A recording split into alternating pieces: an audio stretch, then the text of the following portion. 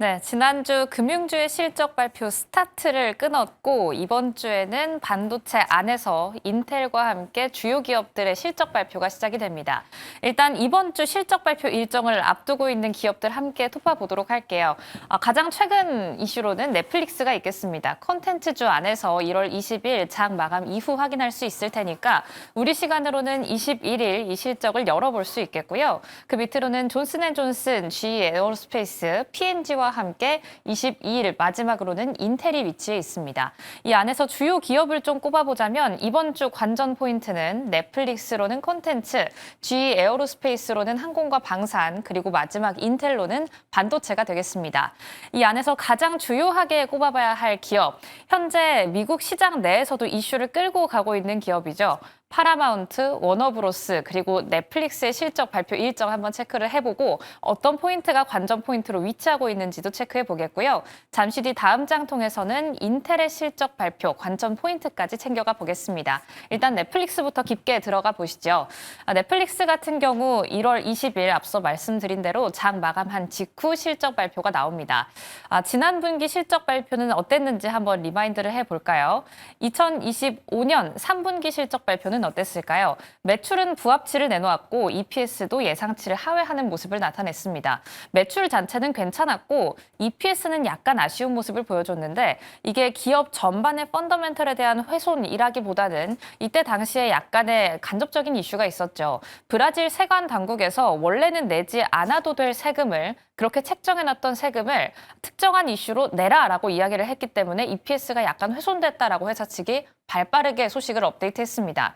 이 때문에 이 EPS를 하회했다라는 소식을 받아내면서 주가는 하방 압력을 받아가긴 했지만 다시금 고개를 들어주고 있는 넷플릭스의 주가인데요. 그렇다면 이제 우리가 열어보게 될 25년도 4분기에 대한 실적 전망과 예측치는 어떻게 나오고 있을까요? 매출과 함께 EPS 수치 자체를 한번 눈담아 보고 가시면 좋을 것 같고요. 4분기의 실적에 대해서 기대해 볼 수 있는 포인트를 좀 짚고 가시면 좋을 것 같습니다. 일단 4분기라는 특수한 기간적인 성격 때문에 연말 성수기 효과를 좀 노려볼 수가 있겠고 넷플릭스가 새로 도입했던 광고 요금제에 대한 기대감도 커져 있다는 점 체크하겠습니다. 그 때문에 키포인트 첫 번째는 광고 수익성으로 잡아봤습니다. 넷플릭스는 지난 실적 발표 때 어닝콜에서 이런 이야기를 내놓은 적이 있습니다. 2025년 광고 매출을 전년 대비, 그러니까 2024년 대비해서 2배 정도 끌어올리겠다라고 이야기를 했는데요. 광고 요금제는 다 아시겠지만 쉽게 생각해 볼 때 OTT를 재생할 때 중간중간에 광고가 들어가는 대신 광고가 없는 버전보다는 조금 더 저렴하게 서비스를 이용하는 거죠. 이 광고 요금제가 얼마나 팔렸는지를 체크해 보시면 좋을 것 같고 지금 현재 시장에서 이슈가 되고 있는 워너브라더스 아카데미 인수설과 함께 어떤 이슈를 회사 측에서 공식적으로 업데이트하는지를 팔로우하실 필요가 있겠습니다. 일단 최근 이슈를 좀 반영해서 소식 업데이트를 해드리자면 파라마운트가 워너브로스를 향해서 너무 적대적인 인수 공방전을 펼치는 것 아니냐라고 이야기를 하면서 소송을 제기한 바 있죠. 이런 소송설까지 나오는 가운데 가장 최근 실적 발표를 앞두고 있는 넷플릭스가 공식적으로는 어떤 언급을 내놓을지를 주목해 보시는 게 좋을 것 같습니다. 지금까지 실적 발표 이후 비스포크에 따르면 과거 실적 발표에서 81%의 확률로 예상치를 상회하는 모습을 보여줬는데요. 과연 80%의 예상치 상회에 베팅을 걸어봐야 할지 아니면 약간의 불확실성을 안고 있는 인수전 안에서의 이슈 업데이트에 확률을 걸어봐야 할지 저희와 함께 팔로우 해보시면 좋을 것 같습니다. 그럼 다음 장 통해서 인텔도 챙겨가시죠. 시작되는 대거 실적 발표 그 안에서 이번 주의 막판은 인텔이 위치하고 있습니다. 1월 22일 장 마감 이후의 실적을 발표하는데요. 일단 워낙에 연초기 때문에 2026년의 흐름을 가지고 왔습니다. 지금 현재 1월 달 안에서 인텔은 22.7%의 상승분을 이끌어냈고 작년 8월 트럼프 대통령이 인텔의 지분을 매입한다라는 소식 이후에는 100% 정도의 상승분이 나왔다라는 점 체크하겠습니다. 그렇다면 인텔 같은 경우에는 지금 현재 평균적인 TP가 어떻게 형성이 되어 있을까요?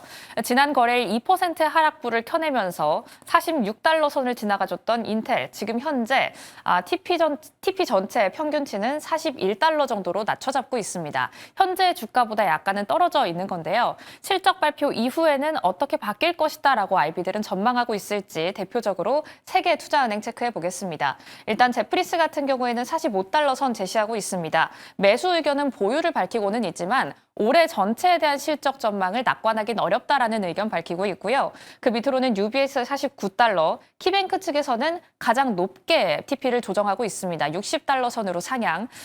가장 최근에는 AMD와 함께 인텔의 목표 주가를 나란히 상향 조정하면서 이 두 기업에 대한 급등을 연출하기도 했죠.